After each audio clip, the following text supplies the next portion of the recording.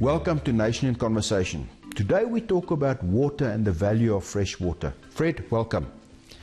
We've had the warning in Day Zero in Cape Town. We've had the Eskom crisis. To what extent is water the next challenge? Well, at the end of the day, water is probably a far bigger challenge than Eskom. I think we just haven't fully anticipated the impact of water. So water is the ultimate economic enabler, and that's why cities historically get established along waterways. But the absence of water totally stops any form of development. When are we going to realize that? Will it only be when there's no water? Or how can we get that value in society? Well, I think Cape Town has given us a little glimpse, and I think that, so definitely people have realized there's a potential problem, but once it rains, we kind of move on. So if you look at the Singapore example, in that country, the Prime Minister actually turned off the water for a day, got everyone to understand the value of water, and the next day announced a strategy for how they were going to deal with water going forward.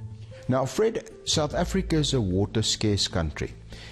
If you unpack it from a consumer point of view, from a business point of view, from government's point of view, where's the big challenges?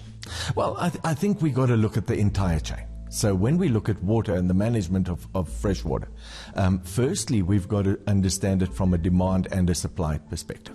So on the supply side, as we know, the water that we have, the available surface water, has already been allocated, and so there is no more. And add into that climate change, and we understand that we have a problem, and all the statistics are there. On the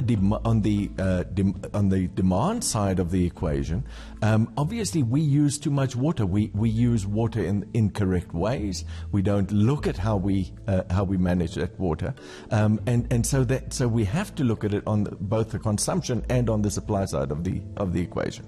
Where does the private sector fit into this? Well, the private sector ultimately, and take Cape Town for an example, people talk about Day Zero coming. Day Zero did happen in Cape Town because business, the whole economy was constrained, and Day.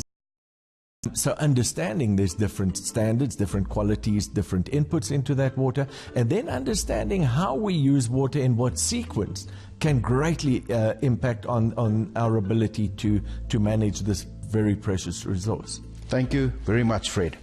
Well, on that note, we need more discipline. We need to look at this asset more carefully.